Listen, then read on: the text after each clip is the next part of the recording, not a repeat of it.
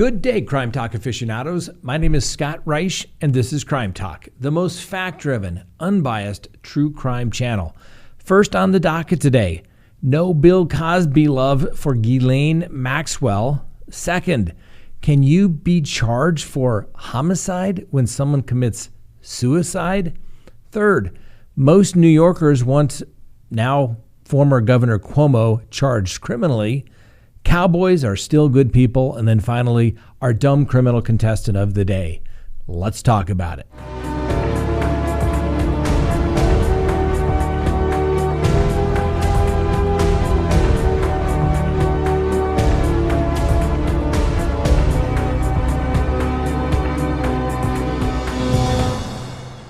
Good day, Crime Talk aficionados. This is Crime Talk, and my name is Scott Reich. Thanks for watching. If you haven't done so, please hit that subscribe button as well as that little bell so that you receive notifications of when we go live or put up new content. Now, today is Monday. Please join us tomorrow when we go live at 6 p.m. Mountain Time. We always have a good time on our live program. We take your questions, so feel free to join us. It'll be a good time. First on the docket, no Bill Cosby love for Gillian Maxwell. As you all may recall, Bill Cosby had his convictions overturned because a district attorney stated that he would not prosecute Bill Cosby if he basically cooperated with a civil deposition. The attorneys relied upon that. Bill Cosby relied upon that. And then he was ultimately charged because, well, based upon his statements in that deposition. The trial court, the lower appellate courts said Bill Cosby, that's too bad. But the Pennsylvania Supreme Court reversed and said, hey, when a district attorney binds their office, they are forever bound, even if it wasn't in a written agreement or some sort of notification. In that particular case with Bill Cosby, the then district attorney basically made some public announcements, and everybody knew that Bill Cosby wasn't going to be prosecuted because he was trying to make sure that the victims in that particular case received justice by basically being rewarded or compensated for their damages with a financial remedy, money. That's what you get in a civil case. Well, Gillian Maxwell was basically making the same argument. She made that same argument when there was an indictment, and then she renewed those arguments once the second superseding indictment came out against her. Now, in that second superseding indictment, the federal prosecutors ratcheted up the severity of the charges, which is not uncommon. When a prosecutor will indict a case, they will sometimes say, hey, here's your best offer, so to speak. This is your best way to resolve this case. And if you don't do that, I'm going to supersede and bring more charges. Frankly, I think most prosecutors should just bring all the charges at once because that's the way it was intended to be done. And you're not supposed to be able to amend an indictment just by a filing of a motion. You have to actually go back in front of the grand jury and present evidence as to those new charges. So it makes sense to do it all in one particular time. However, Gillian Maxwell in this particular case did not get any Bill Cosby love. And the reason why is because the court said, hey, I got to follow this case law. I got to follow this precedent that says only the office for the United States attorney that makes this deal, and in this particular case, the deal was with that guy named Jeffrey Epstein, depending on how you pronounce it, where they said, we will not prosecute you or anyone around you in your circle of friends for any crimes in federal court. Jeffrey Epstein then pled guilty in state court to some misdemeanor charges. It was not a big deal, did a little time in jail, and that was it. Gillian Maxwell was making the argument that I was one of those people that was close to Jeffrey, and therefore you cannot prosecute me. And I understand the rationale from the court in this particular case that is handling the trial court for Gillian Maxwell. It's a case that she's relying upon called United States v. Anaby. And in that particular case, it says a plea agreement binds only the office of the United States Attorney for the district in which the plea is entered, unless it affirmatively appears that the agreement contemplates a broader restriction. So you can see why the New York office is saying we're not bound by that. Otherwise, there is no case, because the deal that was made previously with old Jeffrey was down in Miami, the United States Attorney's office down in Miami. And this is the kind of thing where the trial court has to follow the law and the precedent. If it's going to be changed or interpreted a different way, it needs to be made at the appellate level. Now, I think one thing is distinguishable here from the Anneby case, and that is the fact that, old Jeffrey wasn't just some regular guy. The plea agreement in Jeffrey's case went all the way to the United States Attorney. It was reviewed at the highest levels of the Department of Justice. And you would think that somebody would have clarified that that plea non-prosecution deal would have been a little more specific. The fact that it was broad was meant to be that way by the defense. The prosecution shouldn't have done it. So I don't think old Ghislaine is going to get a whole lot of love at the trial court level, maybe at the appellate court level. But unfortunately, that's right, she's got to go to trial, lose, and then appeal her case. Now, in the federal system, sometimes you can do a conditional plea, which is where you plead guilty, but everybody agrees you're going to have an issue regarding this legal issue of, is there a binding agreement where she could not be prosecuted, have it resolved at the appellate court level, but she'll plead guilty, and then she'll hang her hats on the appeal without a trial. There's been no real talk of that, but it is something that can be done, normally only in federal court. I've only done it twice in some 26 years, and it's only been in the federal courts.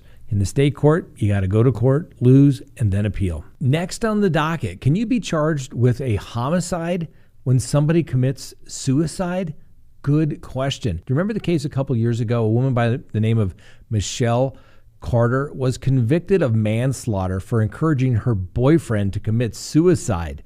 And the boyfriend in that particular case said that he wanted to commit suicide, and Michelle Carter actually urged him to go ahead and do it and go through with the plan. She was convicted, and the case was upheld on appeal. Well, there's another case going on right now where an Indiana man goes on trial next month in Tennessee, and he's charged with criminally negligent homicide in the death of a 19-year-old woman by the name of Grace Ann Sparks. Now, this was 2 years ago, and he was some 300 miles away at the time. So what took place? So Hayden Burkebile, he's 29. He's charged with this criminally negligent homicide.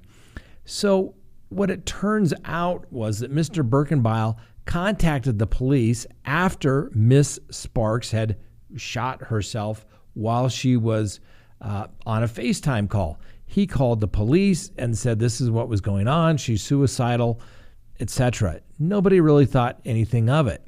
Well, Miss Sparks' mother thought something's just not right. Well, the police investigated. They looked into it further, and it turned out that old Burkebile was into BDSM, and he was the sexual master. And he was telling Miss Sparks to harm himself for his own pleasure. In fact, he encouraged Miss Sparks to kill herself for his pleasure, for his viewing pleasure, if you can imagine such a thing. Now, the jury's going to have to obviously get around the whole sexual thing, but it's interesting. If you ask somebody to do something and they do it, is that criminally negligent homicide that you're supposed to know that they may actually do it? Or did she in fact commit suicide? Now, the trial starts in a couple of weeks, and this could be an interesting case to watch just because of the whole ramifications. Now, the case with Michelle Carter, she was actually encouraging him, do it, do it, do it. I'm not so sure about this one. Obviously, like a lot of things in the criminal world, it's weird. There's usually some sort of sexual thing behind it. I'm not exactly sure why. But just because something is somewhat reprehensible doesn't always make it criminal. We'll have to wait and see.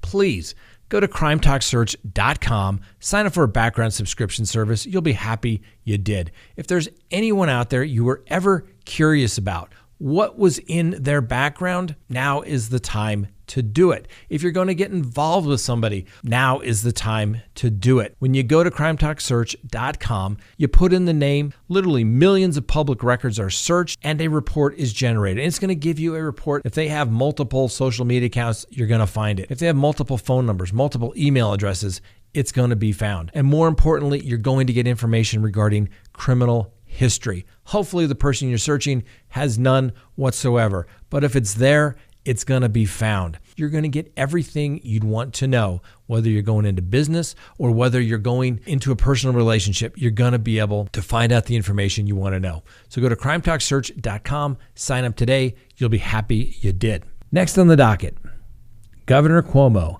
Most New Yorkers found in a poll recently that they want him charged criminally. Now understand, we don't decide convictions and guilt and whether someone should be charged by polls. We don't do that. That would be absolutely terrible. That is not what our system of justice was founded upon. It needs to be based upon evidence and whether the prosecutor can ethically prove the case beyond a reasonable doubt when they file charges. It's not looking good for old Andrew Cuomo because a majority of New Yorkers, 78% in fact, believe that the allegations outlined in the report by the Attorney General are very credible. Not good for the governor. Now, obviously, there are several district attorneys in New York that are actually investigating the governor to see whether criminal charges will be filed.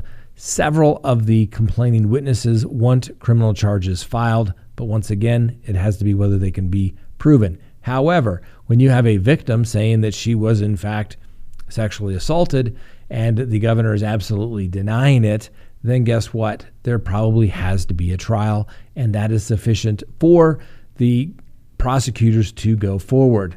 Obviously, we'll give the governor the presumption of innocence, but I am going to speculate, and I don't like to speculate, but I think that somehow there'll be some sort of backdoor deal where the complaining witnesses will reach an out-of-court settlement where some large sums of money will be exchanged, and in exchange for that, there will be no criminal prosecution. Could you imagine old Governor Cuomo having to register as a sex offender for his crimes? I don't think that's going to happen. Besides, how's he going to do the next book deal or get his consulting gig on TV if he's got to deal with having to explain that he's a registered sex offender? All right, next on the docket, cowboys are still good people. As a kid, I don't know about you, but who didn't want to grow up and be a cowboy? Cowboys were just cool, right? They had the hat, they had the horse, and they were just all around good guys. I think most cowboys are good guys, except, well, maybe that Patrick Frazee guy that was convicted in Colorado Springs of killing his girlfriend, Kelsey Lee Barrett, and then disposing of her body by burning her on his property. So I guess he's a bad cowboy. But it's still, in my mind, most cowboys are good. Well, take a look at this. In Rancho Cucamonga, California, a bull, Ferdinand the bull, got loose, jumped out of a trailer, and was making its way down the highway. The police were doing what they could to try and surround the bull so that he couldn't run away. But who came in and saved the day? That's right, a cowboy. A cowboy came in. He had not only knew how to lasso the bull, he had his own rope to have a lasso. That is a good cowboy, a good Samaritan indeed. So every now and then I've said, you lose your faith in humanity. Stories like this that kind of restore your faith in humanity. All right, now to our dumb criminal contestant of the day.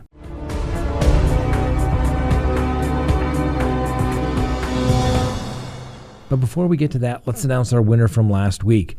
Our winner last week was Michael Lewis. Remember Mr. Lewis? He was the man that was running from the police, ran into the home, hid underneath a mattress, whereupon the police dog, canine, found Mr. Lewis underneath the bed and maybe bit his arm and pulled him out. Yep. Mr. Lewis, you are our dumb criminal contestant winner of the week. And what does that mean? That's right. We're going to send you some cool Crime Talk gear. Congratulations. All right, on to our dumb criminal contestant of the day. He's a South Carolina man who's been charged with livestock larceny. How did all this happen? Well, Gary Chase Coble was seen by a woman riding a horse down the street. The police were contacted. Mr. Coble then dismounted the horse once the police were getting close to him, and he apparently had some warrants for his arrest. And so what did he do? Went inside a residence and hid, not just like Mr. Lewis underneath a mattress. He took the whole horse in to try and hide as well. So they contacted Mr. Coble's house. That's whose house it was in. And they said that they believed that, hey, Mr. Coble, we believe your son is in there.